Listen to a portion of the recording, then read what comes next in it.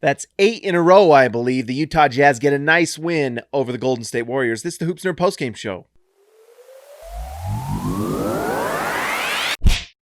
First, I just want to start this off. What are your thoughts on this, Shaq? Chuck, Kenny, does this look like a team that might contend? Does Donovan Mitchell look like someone who is a superstar in this league, or does all he do is score? Because tonight, Donovan Mitchell, 50% from the field, 37% from three, 7 rebounds, 6 assists, but all he does is scores. All right, let's talk about the Warriors before we go into the Jazz. Warriors fans, I'm really sorry for you. At least those of you that are actual Warriors fans, not the ones that went back to being Laker fans. For you actual real Warriors fans, I'm sorry. It's a tough thing you're going through this year. When Klay Thompson went down with that, I think it was the ACL. I can't remember. I think it might have been the Achilles, but it's the ACL or the Achilles. I can't remember. That injury sucked. And I'm sorry, because this team was going to be pretty fun this year. I was actually really excited to see what they'd look like with Steph, Klay, Wiseman, Draymond. And I like Kelly Oubre. I think in that scenario, he would have been just in a great spot, and his three-point shooting would have been better because he would have been so wide open. Now you lose Klay, and you're relying a lot on Andrew Wiggins. And honestly, the fact that they've had Andrew Wiggins and I think he's having a career year, honestly, shows how good Steph really is. Steph really is good. But when you see that starting lineup of Oubre, Andrew Wiggins, a rookie in James Wiseman, who I really like. I actually think he's going to be the best player in this draft if he continues to improve. And then Draymond Green, who's not a shooter. It's tough for them to really, it feels like it puts a cap on what they can do. I know Steph is just out of this world sometimes, and even tonight, Steph had an insane night. 50% from the field, 5 for 10 from 3, 7 assists, 7 rebounds. It was not Steph that they didn't win this game. It's because you've got, like we said, you've got Kelly Oubre. And Kelly Oubre is a nice defender, and he can hit a spot up 3. He's a nice player. He's a kind of prototypical 3-and-D starter level player. But he's not like taking you over the top. He's someone you add on if you have Steph and Klay and Draymond and you need that other nice wing defender. Klay goes down, it sucks. So, well, and I actually can't remember. Let me know in the comments, Warriors fans. They might have gotten Oubre after the fact, now that I think about it. So, maybe they could have gotten him if they still had Klay, and it might have been nice, but I actually think they did it after the fact. I could be wrong. Let me know. Anyways, it's nice to see Steph playing well, because the league is better when Steph is fun to watch, and he's fun to watch, and he looks healthy. He looks like MVP form. It's just the team around him is not that elite level that it was before, with the shooting and defense and Andre Iguodala off the bench and all these different things. It's just not the same. So, I think the Warriors still have a chance to make the playoffs, and they probably will. They'll at least be in the play-in at the very least. We'll see how good they can be. That right now, I think with this loss, they're 8-8. I think 8-8. I'm not totally sure, but I think they'll be in the play-in tournament. And with Steph, and you're playing against teams in the play-in, I definitely think they can make the playoffs. So we shall see. And maybe they'll do better. They've had some moments this season where they've been really good, come back, beat the Lakers, things like that. So you know what? They're a fun team to watch. They're kind of a wild card. They'll have nights where they're amazing, and then they'll have nights like tonight where the Jazz blow them out. Now, I don't think that's really a statement on the Warriors as much as it is for the Jazz. The Jazz are really, really good. 8-game win streak. For 5 minutes, they were in first place in the Western Conference. The Lakers just won, so now they're in second again. This Jazz team is really, really good. They've figured it out on offense. I don't know if there's going to be at some point one of these teams kind of figures out how to slow down what they do. But this Jazz team is playing incredibly unselfish. And you've got 40% three-point shooters at all positions except for Rudy Gobert. And it's just hard to stop. Bojan Bogdanovic, who is mostly just a finishing scorer, he's mostly just gets the ball from the point guard and either shoots or drives to the rim, or gets the ball from the point guard on a cut and finishes. That's his game. Tonight, Bojan Bogdanovic had 8 assists, not 8 points, 8 assists and 14 points, 7 rebounds. 8 assists for Bojan Bogdanovic is kind of wild, because he is mostly a scorer on offense. That's pretty much what he does. And for him to be having 8 assists tells you everything you need to know about this Jazz offense right now. This ball is moving. They're finding open players. They're driving, kicking out, finding the open guy, and scoring. And they're all shooting at just an elite level right now. Royce O'Neal tonight, 3 for 6 from 3. He started off 3 for 3, and he was, the reason the Jazz started 14-0 to start the game was 14-0 was Royce O'Neal hitting shots along with Conley, Rudy Gobert. Everyone needs to just start, and this is something we got to start talking about. Rudy Gobert's unselfishness this season needs to be celebrated. This guy has absolutely stopped worrying about scoring, because last year he was trying to score points. He was trying to prove that he was worth a max contract, super max. And now that he's got it, he has stopped worrying about it. Tonight, Rudy shot the ball 6 times, and that's like putbacks. And that's all he needs to do. Rudy Gobert does not need to worry about that. And Rudy Gobert is passing the ball out. On those pick and rolls, if it's not there, Rudy has been passing it out to shooters. And you guys, when you're watching the Jazz, watch that, because that is something he was not doing last year. Last year, he was forcing it, trying to get points, trying to prove his value. This year, Rudy's like, you know what? I want to win the game. And you know what helps us win the game? Passing it out to Bojan Bogdanovic, who shoots 40% from 3, or Mike Conley, who shoots 40%, or Jordan Clarkson, or Donovan Mitchell, or George Niang, or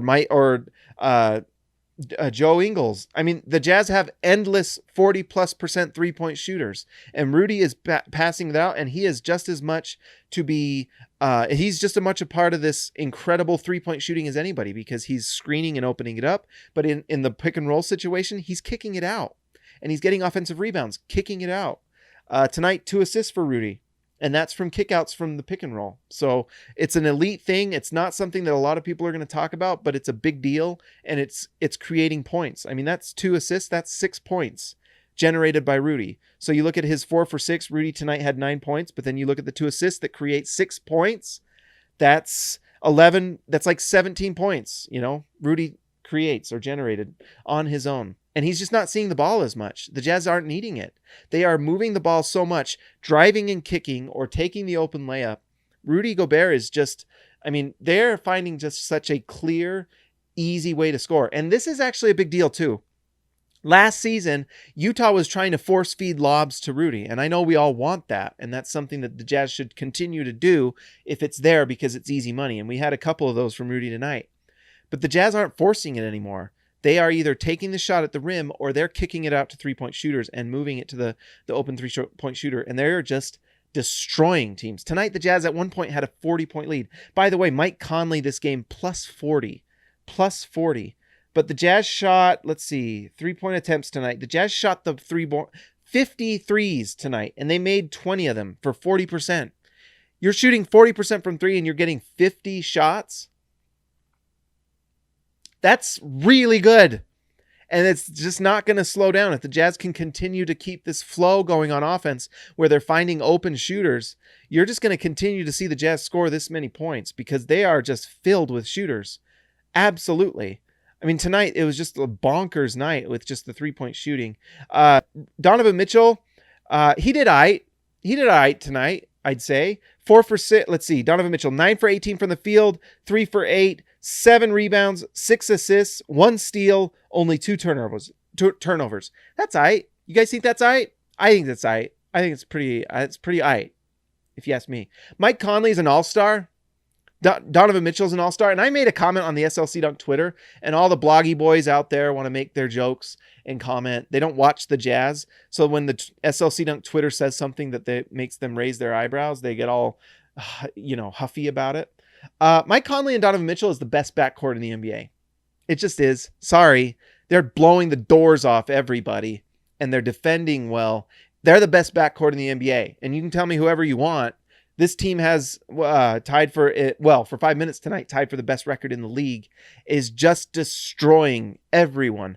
Mike Conley is, if you looked at the advanced numbers, he's the best player in the NBA, and I'm not even exaggerating. Go look up the Raptor. I can't remember if that's 538. Go look it up. Mike Conley is absolutely destroying everyone.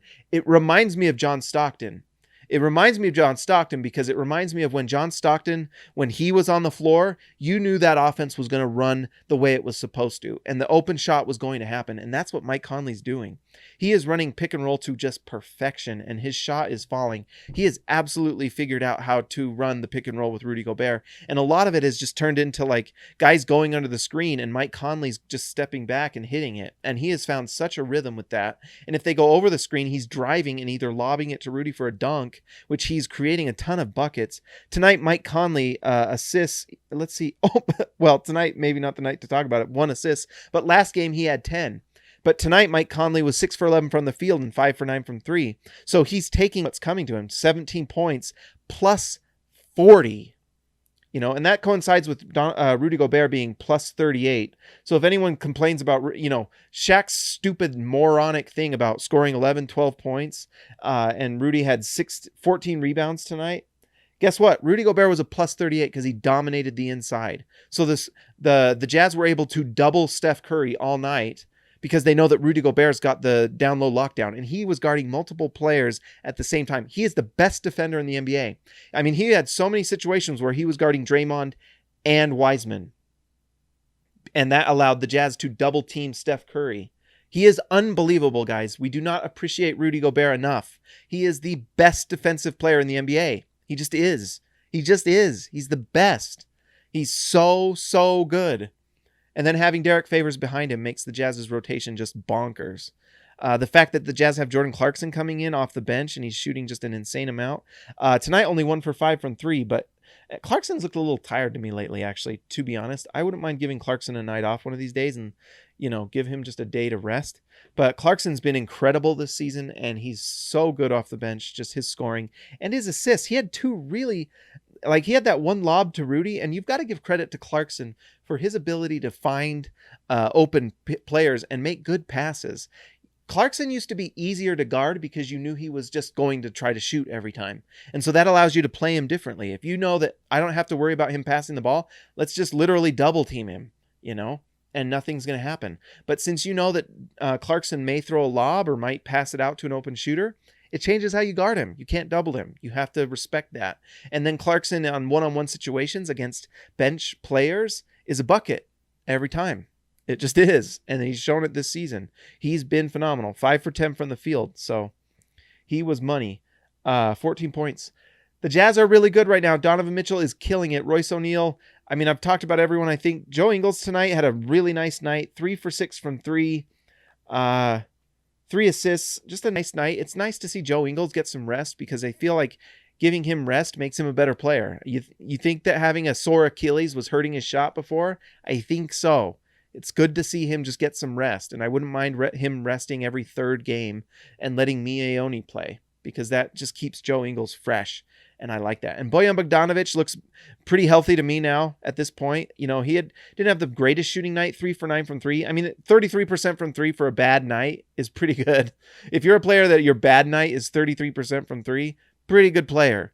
But 7 rebounds, 8 assists, you'll take that every day of the week from Bojan. That means he's doing more than just shooting. That's a really nice sign. This team is rolling, guys. The Jazz are the best team in the league right now.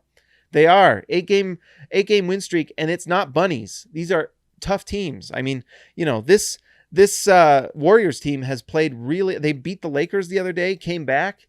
Utah just is incredibly hot right now. So hot right now. So hot right now. Ridiculously good looking. Really good. Really good Jazz team, guys. Like and subscribe to the video, guys. Make sure you're hitting the bell, commenting. Tell me what you think. Do you like my hat? I like my hat. Go Yankees. Coming back soon, baby. I will talk to you later.